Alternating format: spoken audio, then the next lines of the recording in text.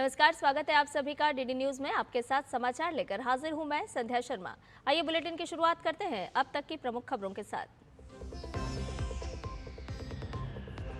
बिहार में चुनाव प्रचार चरम पर। पटना में प्रधानमंत्री नरेंद्र मोदी का रोड शो। गृह मंत्री अमित शाह मुजफ्फरपुर और वैशाली में करेंगे जनसभाओं को संबोधित। राहुल गांधी और तेजस्वी यादव की भी ताबड़तोड़ रैलियां।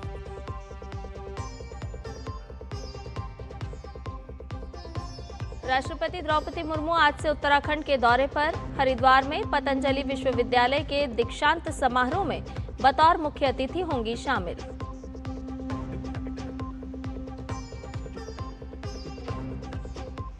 इसरो आज अपने नाम दर्ज करेगा एक और कीर्तिमान। सबसे भारी संचार उपग्रह CMS-03 के लॉन्च की उल्टी गिनती शुरू।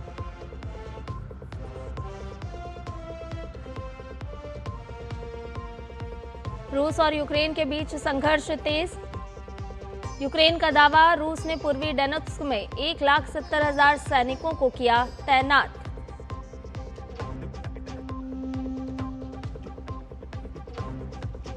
और ICC महिला क्रिकेट विश्व कप में टीम इंडिया इतिहास रचने को तैयार। फाइनल में होगा दक्षिण अफ्रीका से मुकाबला।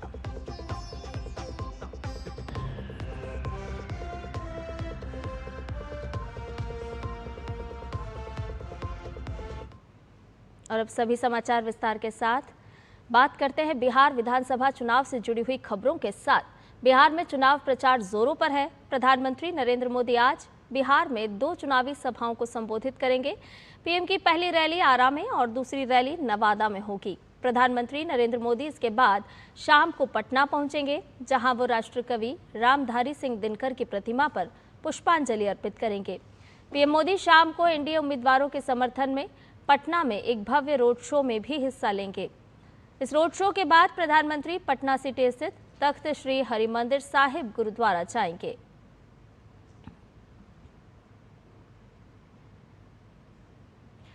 प्रधानमंत्री नरेंद्र मोदी के साथ गृह मंत्री अमित शाह भी आज बिहार में रैलियां करेंगे। अमित शाह आज मुजफ्फरपुर और वैशाली में जनसभाओं को संबोधित करने वाले हैं। अमित शाह मुजफ्फरपुर के साहिबगंज विधानसभा के पारू में जनसभा करेंगे, वहीं वैशाली के पातेपुर विधानसभा के महनार में दूसरी जनसभा करेंगे। इसके अलावा एनडीए के नेताओं में लोक जनशक्ति पार्टी रामविलास के नेता चिराग पासवान आज महाराष्ट्र के मुख्यमंत्री देवेंद्र फडणवीस के साथ कुढ़नी में जनसभा को संबोधित करेंगे। महागठबंधन की बात की जाए तो यहां भी चुनाव प्रचार में अपनी पूरी ताकत झोंकी जा रही है। महागठबंधन में शामिल सभी दल जोर शोर से चुनाव प्रचार में जुटे हुए हैं।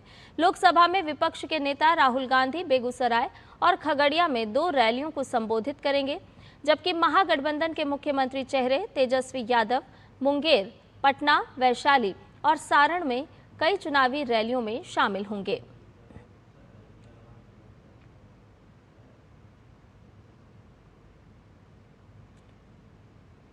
बिहार के मोकामा में जनसुराज पार्टी के समर्थक दुलारचंद यादव की हत्या के मामले में पुलिस ने बड़ी कार्रवाई की है। पुलिस ने देर रात मोकामा से जदयू उम्मीदवार अनंत सिंह समेत 3 लोगों को गिरफ्तार किया है। ये गिरफ्तारी पटना जिले के बाढ़ अनुमंडल से हुई है। पुलिस टीम उन पर दुलारचंद की हत्या के बाद से निगरानी रख रही थी और अब उन्हें गिरफ्तार करने के बाद पुलिस लाइन पटना लाया गया।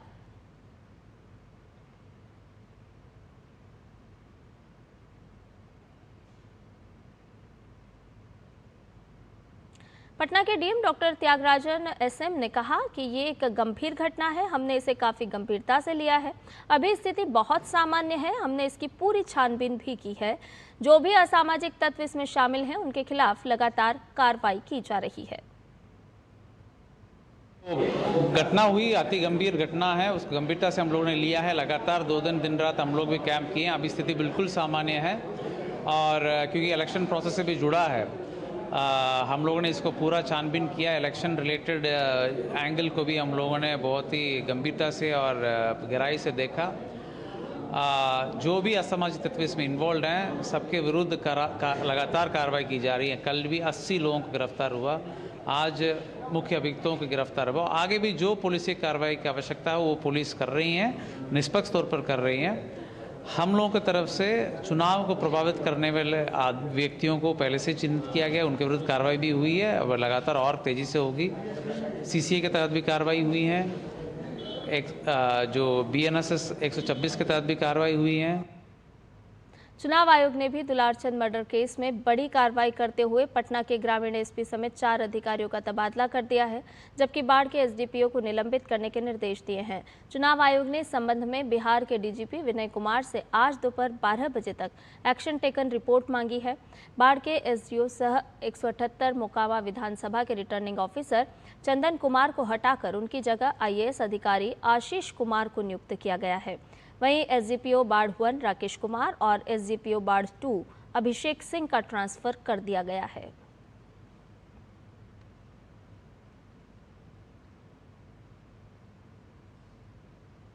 चुनाव आयोग के 12 राज्यों और केंद्र शासित प्रदेशों में मतदाता सूची के सघन गहन पुनरीक्षण के खिलाफ आज मुख्यमंत्री MK स्टालिन की अगुवाई वाली DMK ने सर्वदलीय बैठक बुलाई है। S रामदास की अगुवाई वाली PMK पार्टी, विजय की TVK पार्टी और सीमान की NTK पार्टी ने DMK द्वारा बुलाई गई सर्वदलीय बैठक का बहिष्कार करने का फैसला किया है। ये बैठक चुनाव आयोग की विशेष मतदाता सूची पुनरीक्षण पर आगे की कार्रवाई पर चर्चा करने के लिए बुलाई गई है। इन पार्टियों को बैठक के लिए आमंत्रित किया गया था, फिर भी उन्होंने इसमें शामिल न होने का निर्णय लिया। प्रेमलता विजयकांत की अगुवाई वाली DMDK पार्टी इस बैठक में शामिल होगी। कर्नाटक में लालबाग टनल रोड प्रोजेक्ट को लेकर राजनीति गर्मा गई है। भाजपा सांसद तेजस्वी सूर्या ने पार्टी कार्यकर्ताओं के साथ इस प्रोजेक्ट को लेकर कांग्रेस शासित कर्नाटक सरकार के खिलाफ विरोध प्रदर्शन किया। भाजपा का आरोप है कि प्रोजेक्ट की योजना पर्यावरण और सुरक्षा मानकों को नजरअंदाज करती है और जनता के हितों को खतरे में डालती है। भाजपा ने इस प्रोजेक्ट को दिन दहाड़े लूट बताया और आरोप लगाया है कि यह रियल एस्टेट के हित में चलाया जा रहा है। भारतीय अंतरिक्ष अनुसंधान संगठन आज अब तक के सबसे भारी संचार उपग्रह CMS-3 को लॉन्च करने जा रहा है। CMS-3 को श्रीहरिकोटा स्थित सतीश धवन अंतरिक्ष केंद्र से लॉन्च किया जाएगा। CMS-3 एक बहु बैंड संचार उपग्रह है जो भारतीय भूभाग सहित एक विस्तृत महासागरीय क्षेत्र में सेवाएं प्रदान करेगा। लगभग 4400 किलोग्राम वजनी CMS-3 भारतीय धरती से भू समकालिक स्थानांतरण कक्षा में प्रक्षेपित किए जाने वाला सबसे भारी संचार उपग्रह होगा। LVM-3 के पिछले मिशन ने चंद्रयान 3 मिशन का प्रक्षेपण किया था, जिसमें भारत चंद्रमा के दक्षिणी ध्रुव के पास सफलतापूर्वक उतरने वाला पहला देश बना। CMS-3 की सफल तैनाती भारत की अंतरिक्ष तकनीक में आत्मनिर्भरता और भारी उपग्रह प्रक्षेपण क्षमता को नया आयाम देगी। ये मिशन देश में डिजिटल कनेक्टिविटी, आपदा प्रबंधन और सामरिक संचार को मजबूत करने की दिशा में एक बड़ा कदम माना जा रहा है। राष्ट्रपति द्रौपदी मुर्मू आज से उत्तराखंड के 3 दिवसीय दौरे पर रहेंगी। आज वो हरिद्वार स्थित पतंजलि विश्वविद्यालय के दूसरे दीक्षांत समारोह में मुख्य अतिथि के तौर पर शामिल होंगी। कल राष्ट्रपति द्रौपदी मुर्मू देहरादून में उत्तराखंड राज्य की रजत जयंती के अवसर पर उत्तराखंड विधानसभा को संबोधित करेंगी। इसी दिन वो नैनीताल में राजभवन की स्थापना के 125 वर्ष पूरे होने पर आयोजित समारोह में भी शामिल होंगी। मंगलवार को राष्ट्रपति कैची धाम स्थित नीम करौली बाबा आश्रम जाएंगी। बाद में वो नैनीताल के कुमाऊं विश्वविद्यालय के 20वें दीक्षांत समारोह में भी शामिल होंगी। बहरीन के विदेश मंत्री अब्दुल लतीफ बिन राशिद अल ज़यानी आज भारत के 2 दिन के दौरे पर नई दिल्ली पहुंचेंगे। वो विदेश मंत्री डॉक्टर एस जयशंकर से भेंट करेंगे। अल ज़यानी की ये यात्रा पिछले वर्ष दिसंबर में डॉक्टर एस जयशंकर की बहरीन यात्रा के बाद हो रही है। पिछले वर्ष की यात्रा के दौरान डॉक्टर एस जयशंकर ने भारत बहरीन संयुक्त आयोग की 4थी बैठक की सह अध्यक्षता की थी। दोनों देश शिक्षा क्षेत्र में द्विपक्षीय सहयोग का विस्तार करने पर सहमत हुए थे। वाणिज्य दूतावास संबंधी मुद्दों पर सहयोग बढ़ाने पर भी सहमति हुई थी। भारत और बहरीन के बीच सौहार्दपूर्ण राजनीतिक, आर्थिक, सांस्कृतिक और लोगों के बीच आपसी संपर्कों की विशेषता वाले उत्कृष्ट द्विपक्षीय संबंध हैं।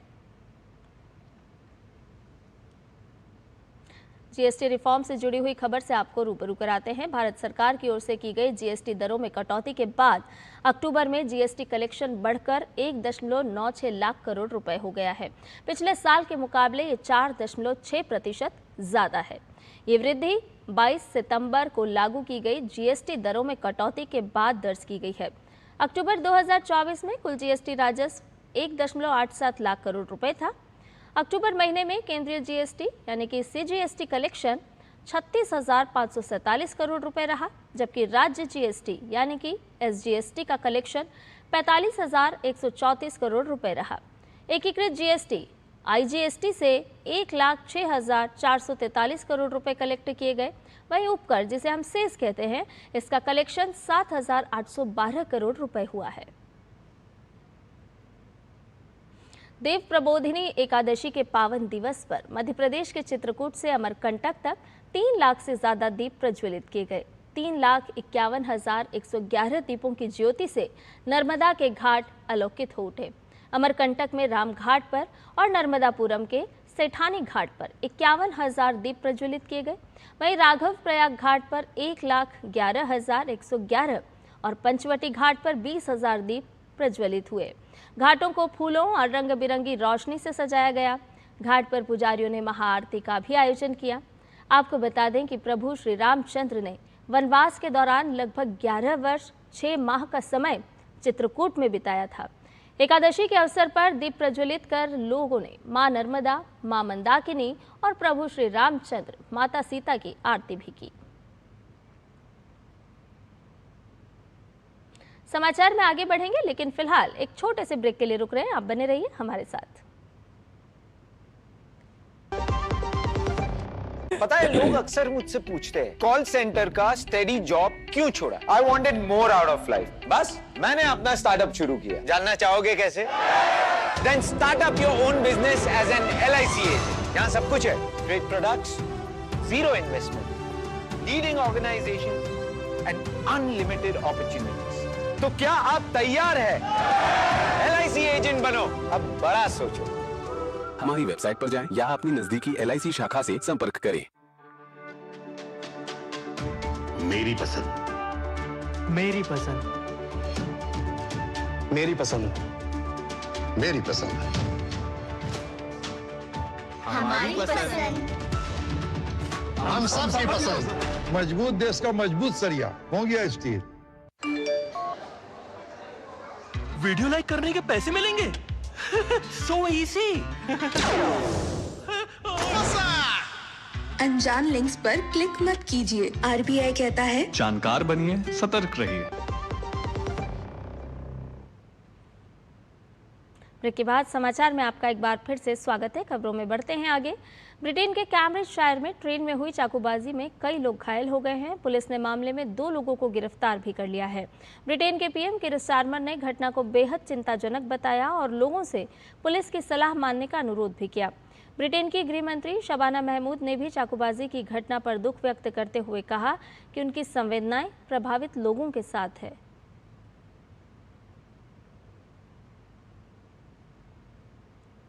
रूस और यूक्रेन के बीच जारी हिंसा पर यूक्रेन के राष्ट्रपति व्लोदिमीर ज़ेलेंस्की ने कहा कि रूस ने उनके देश के पूर्वी डोनेत्स्क क्षेत्र में लगभग 1,70,000 सैनिकों को तैनात किया है, जहां वो युद्ध क्षेत्र में जीत हासिल करने के लिए पोक्रोव्स्क शहर पर कब्जा करने की कोशिश कर रहे हैं। ज़ेलेंस्की ने कहा, पोक्रोव्स्क में स्थिति कठिन है। वहीं यूक्रेन के शीर्ष सैन्य कमांडर ने कहा कि उनकी सेना पूर्वी शहर पोक्रोव्स्क में अब भी मजबूती से डटी हुई है। यूक्रेन ने कहा कि उसने एक हेलीकॉप्टर से विशेष बलों की टीम को पोक्रोव्स्क में भेजा है ताकि रूसी बढ़त को रोका जा सके। यूक्रेनी सेना के अनुसार उन्होंने पोक्रोव्स्क शहर के कुछ हिस्सों में रणनीतिक रूप से बेहतर स्थिति हासिल की है।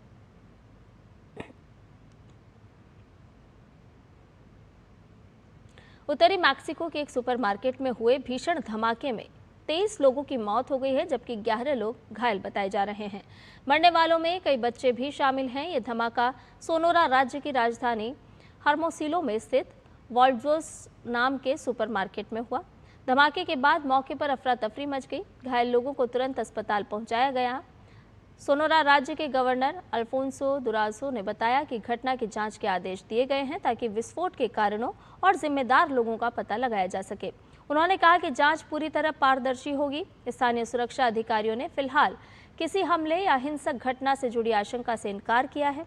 राज्य सरकार ने जांच के आदेश भी दे दिए हैं। वहीं मैक्सिको की राष्ट्रपति क्लाउडिया शनबाम ने पीड़ित परिवारों के प्रति अपनी संवेदना व्यक्त की है। खबरों में बढ़ते हैं आगे। आपको बता दें कि अमेरिका इस समय शटडाउन की मार झेल रहा है। वर्तमान सरकार देश के इतिहास में हुए रिकॉर्ड 35 दिनों के शटडाउन से केवल 4 दिन पीछे है। मौजूदा हालात पर अमेरिकी राष्ट्रपति डोनाल्ड ट्रंप ने नाराजगी प्रकट की है। उन्होंने डेमोक्रेट खेमे के नेता चक शुमर का जिक्र करते हुए शटडाउन को शुमर शटडाउन बताया और रिपब्लिकन नेताओं से आह्वान किया कि विरोधी गुट के खिलाफ एकजुट होकर मुकाबला करें। ट्रंप ने कहा कि अगर रिपब्लिकन खेमा डेमोक्रेट्स के खिलाफ मजबूत रुख अपनाए तो देश पर जबरन थोपे गए शटडाउन को खत्म किया जा सकता है। उन्होंने कहा कि हम अपना पूरा एजेंडा संसद से पारित करेंगे, साथ ही अमेरिका को इतना अच्छा बना देंगे कि डेमोक्रेट्स नेताओं को दोबारा इस देश को बर्बाद करने का मौका नहीं मिलेगा।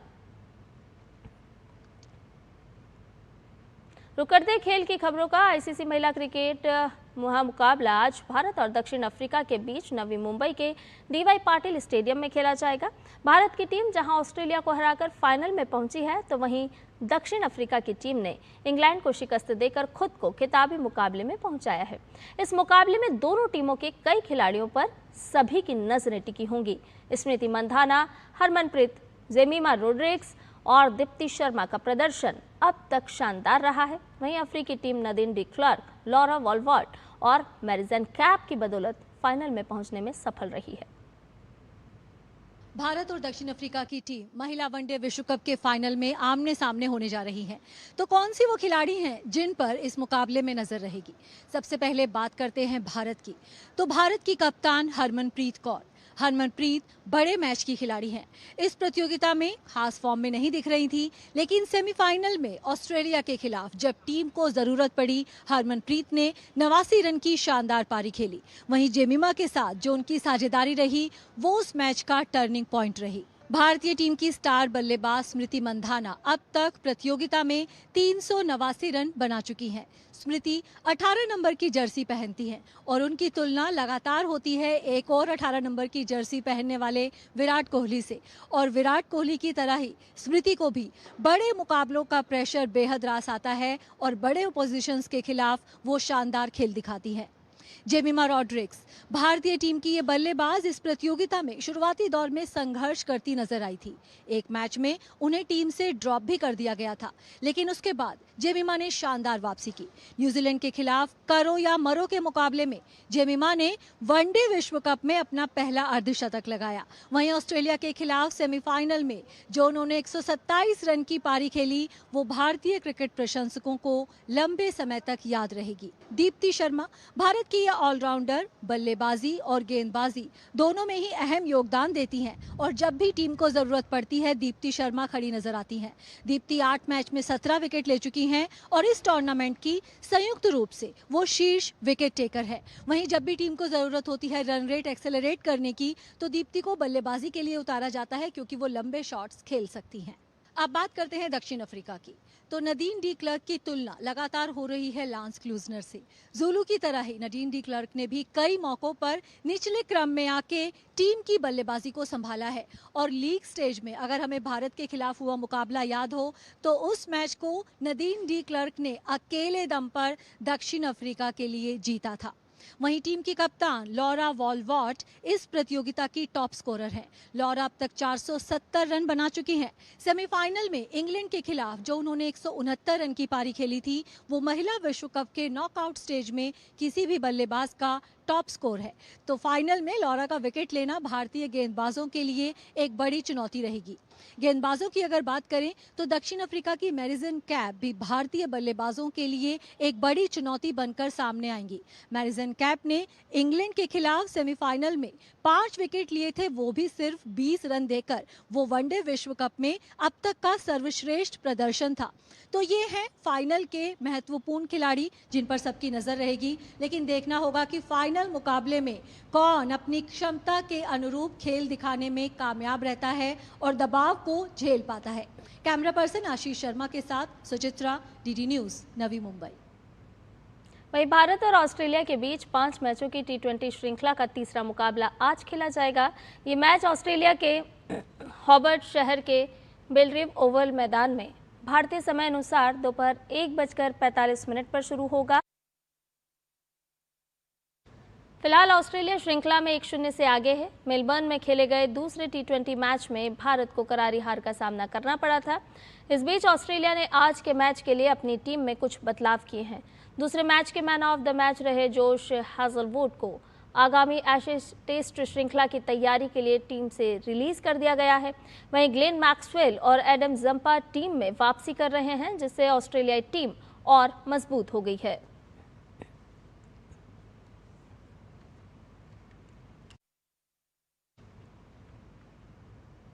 दिल्ली के जवाहरलाल नेहरू स्टेडियम में आज सेखो IAF मैराथन 2025 का आयोजन किया गया। Air chief marshal AP Singh ने इसे हरी झंडी दिखाई। इस अवसर पर air chief marshal AP Singh ने सभी को धन्यवाद दिया और कहा कि हम हर साल इस मैराथन का आयोजन करेंगे। I'm saying thank you very much everyone for supporting this maiden run. It's in the name of Paramveer Chakra, Flying Officer Nirmaljeet Singh Sekho. He is our icon and I'm sure we're going to do it every year. If I have to motivate people, I have to run myself also. इस marathon में शामिल होने के लिए आई अभिनेत्री हुमा कुरैशी ने कहा कि हम सभी यहां आकर बहुत खुश हैं और हमें भारतीय वायुसेना पर बहुत गर्व है।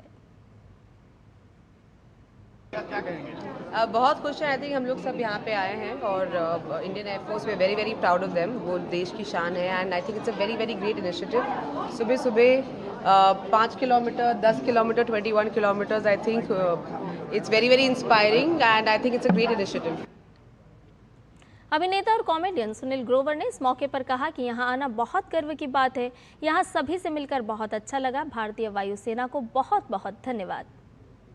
बहुत ही गर्व की बात है कि हम लोग यहाँ पे हैं और इस मैराथन का हिस्सा हैं। यहाँ पे सब लोगों को मिलके बहुत अच्छा लगा और इंडियन एयरफोर्स का बहुत धन्यवाद और नेटफ्लिक्स का बहुत धन्यवाद जिन्होंने ये आयोजन किया और मुझे बेहद प्रसन्नता है, खुशी है। Thank you so much. धन्यवाद। जय हिंद।